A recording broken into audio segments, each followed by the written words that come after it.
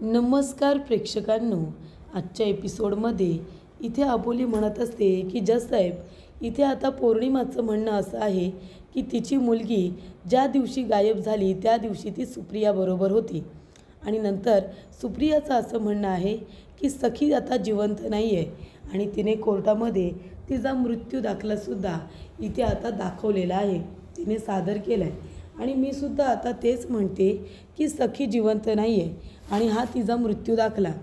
त्यानंतर इथे आता मृत्यू दाखला कोर्टामध्ये सादर केल्यानंतर इथे अबोली म्हणत असते की मला सुप्रियाला काही प्रश्न विचारायचे आहेत. तेव्हा अबोली तिला विचारते की सुप्रिया, सखी तुझी कोण? तेव्हा ती म्हणते की माझ्या बहिणीची मुलगी. मग तिचं नाव काय आहे? आधी हा प्रश्न विचारते, तर सखी असं नावसुद्धा सांगितलं जातं. तेव्हा ती विचारते, मग आता तू मला सांग की सखीचा मृत्यू कसा काय झाला? तेव्हा सुप्रिया म्हणत असते की ती रस्त्याने चालली होती, गाडी आली आणि तिचा खूप मोठा अपघात झाला आणि त्याच्यातच तिचा मृत्यू.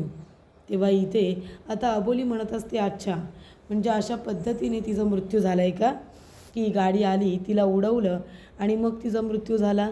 तेव्हा जज साहेब म्हणतात, अहो पण हे कसं शक्य आहे? इथे आता डेथ सर्टिफिकेटमध्ये तर तिचा जीव पाण्यात बुडाल्यामुळे झाला आहे, गुदमरून झाला आहे ना.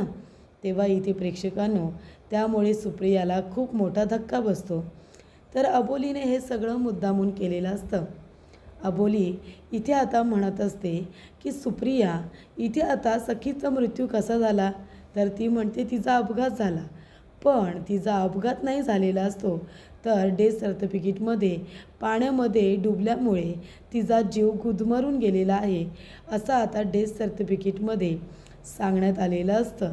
त्यामुळे प्रेक्षकांनो, ही गोष्ट आता समोर आल्यानंतर इथे सगळ्यांनाच खूप मोठा धक्का बसतो. स्वतः जज साहेब जे काही लिहिले डेथ सर्टिफिकेटमध्ये ते वाचून दाखवतात. त्यामुळे सुप्रिया तोंडावरती पडते. त्याचबरोबर इथे आता अबोली म्हणत असते की मला इथे त्या डॉक्टरांनासुद्धा बोलवायचं आहे, ज्या डॉक्टरांनी इथे पौर्णिमाच्या मुलीची ट्रीटमेंट केलेली आहे. तेव्हा त्या डॉक्टरांनासुद्धा बोलावलं जातं.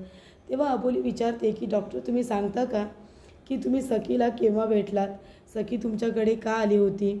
तेव्हा डॉक्टर म्हणतात की सखीच्या पाठणीला जखम झाली होती, त्याच्यामुळे त्या जखमची मलमपट्टी करण्यासाठी ती माझ्याकडे आली होती. तेव्हा मी तिला बघितलं होतं.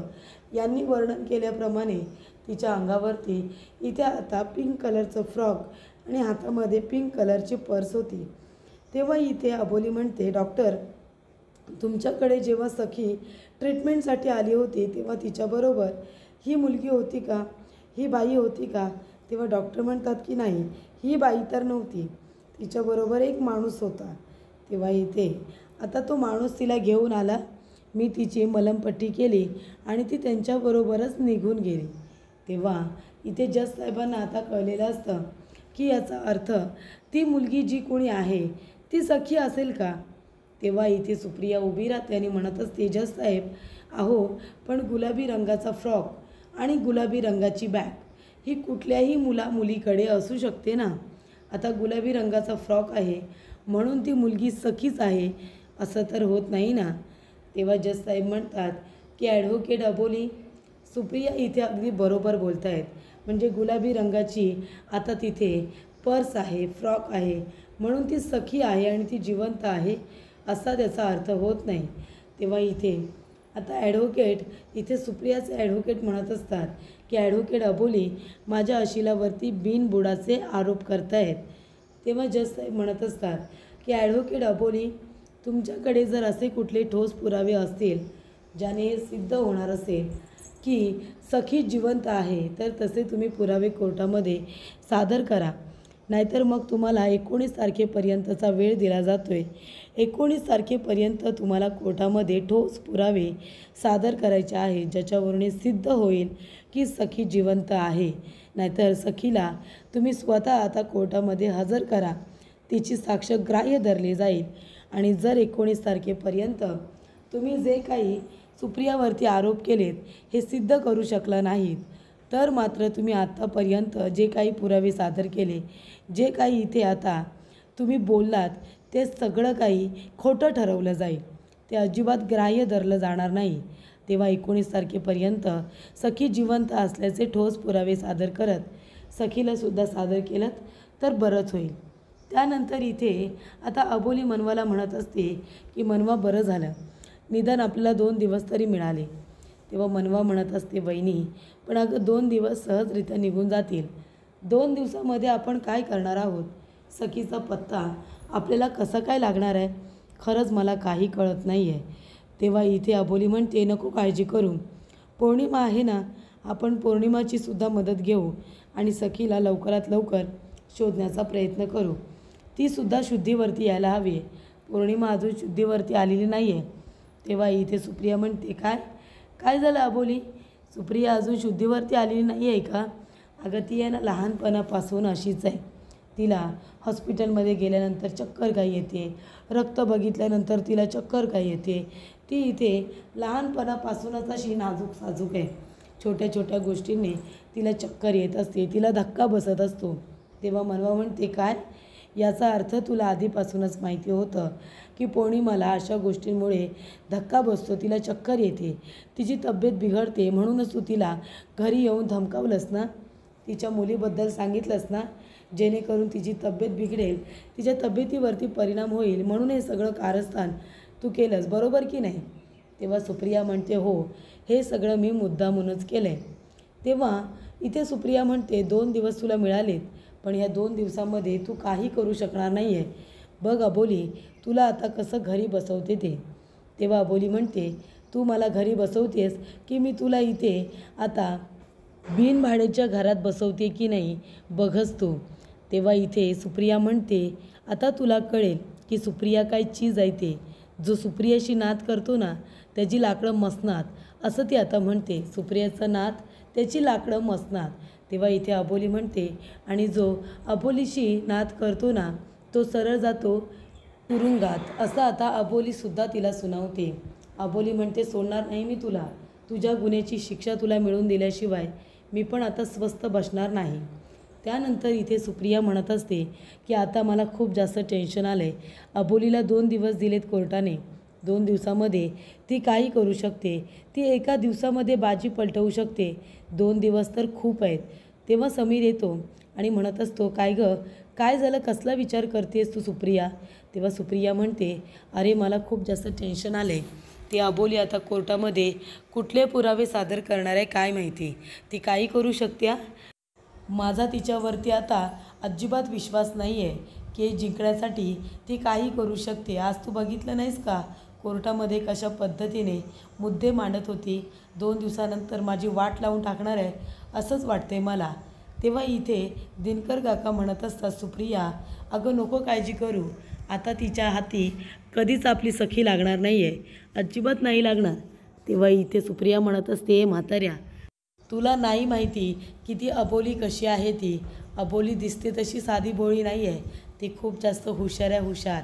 आज तिने किती मुद्देसूदपणे मला माझ्या बोलण्यामध्ये अडकवलं.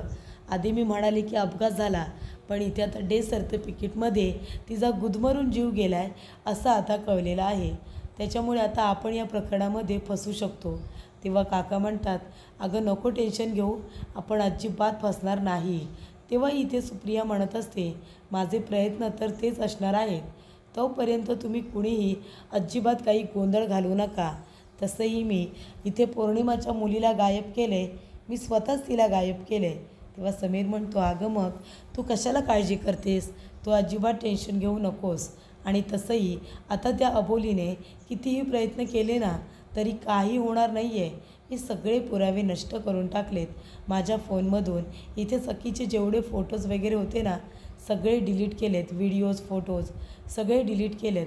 बाबांच्या फोनमध्ये, आईच्या फोनमध्ये जे काही फोटो होते ना ते सगळे मी डिलीट केलेले आहेत. त्याच्यामुळे आता त्या अबोलीच्या हाती काहीसुद्धा लागणार नाही. तेव्हा सुप्रिया म्हणत असते तेच हवे आपल्याला. काहीही झालं ना तरीसुद्धा सखी जिवंत असल्याचं त्या अबोलीला कळता कामा नये.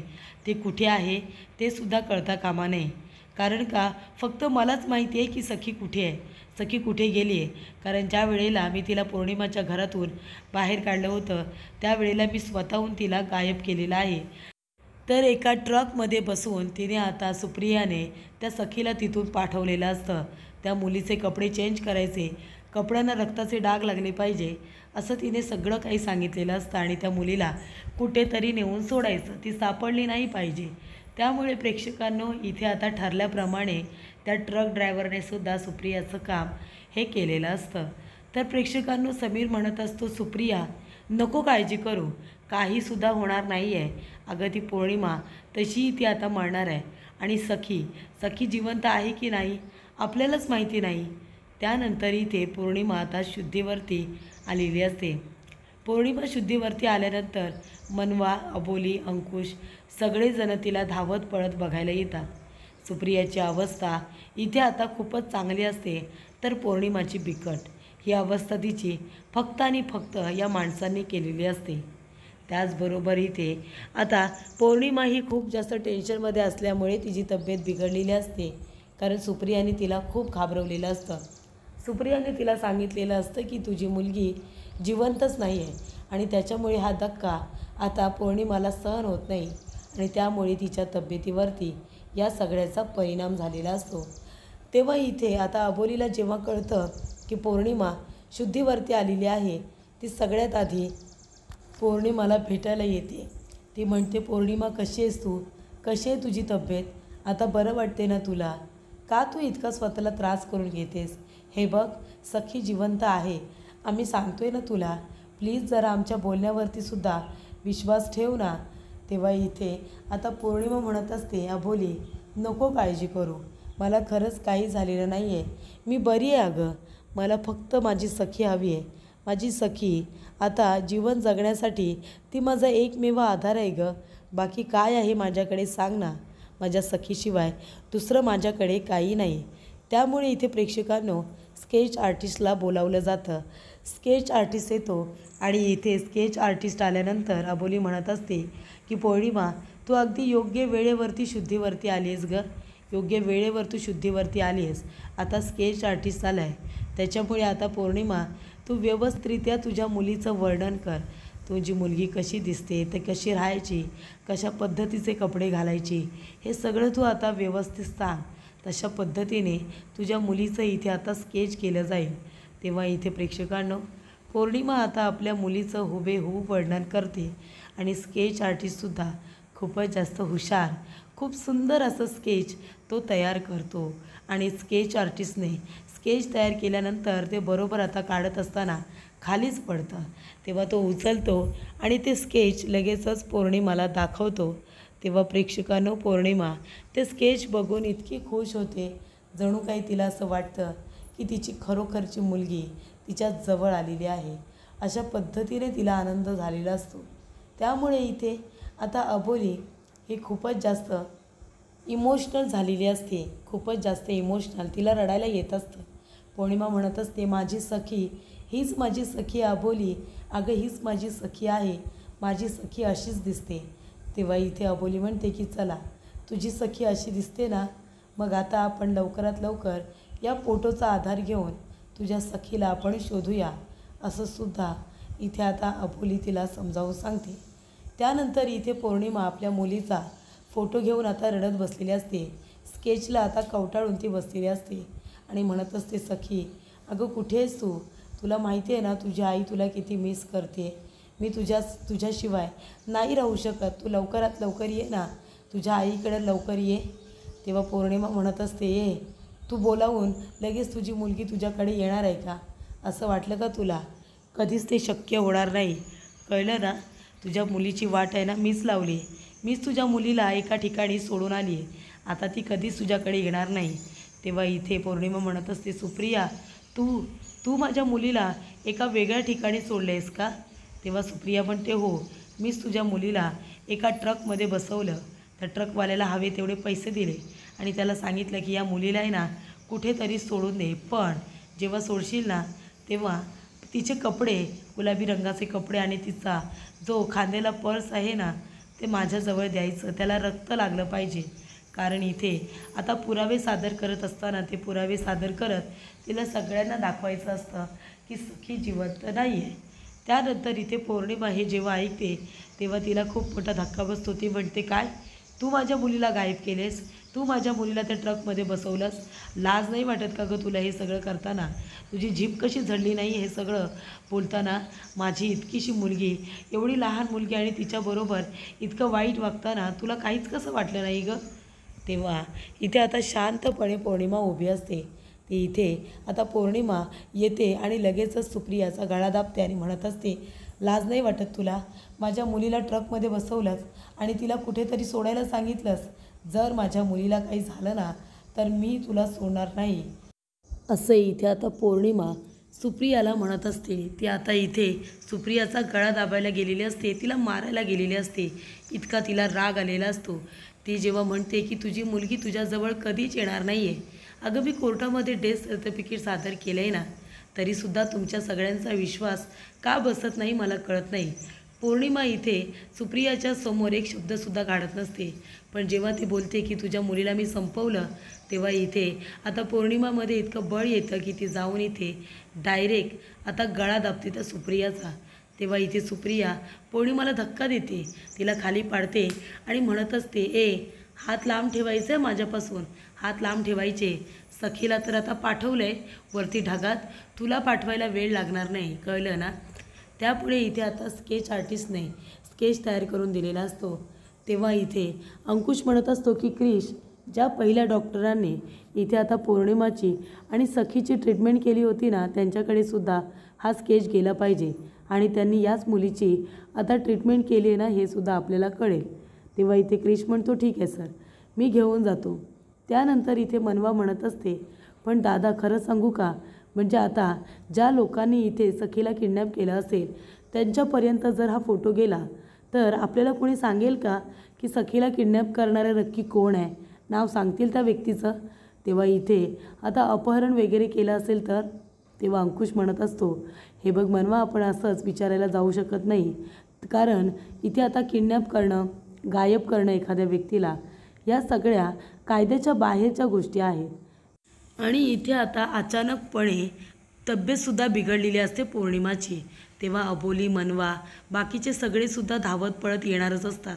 तेवढ्यातच इथे अंकुश, अबोली हे लोक म्हणत असतात की आता पौर्णिमा बरी आहे, तेव्हा पौर्णिमालासुद्धा आपण कोर्टामध्ये हजर करू शकतो. तिने जर स्टेटमेंट दिलं ना तर कदाचित या लोकांनी तिच्यावरती ज्या पद्धतीने अत्याचार केला आहे ते सुद्धा पुढे येईल.